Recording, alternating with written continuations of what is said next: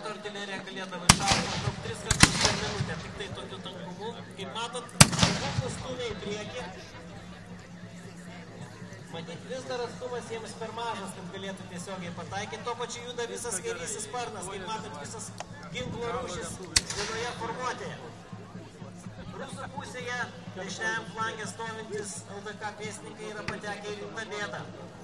Jie tampa lengva artilerija auka.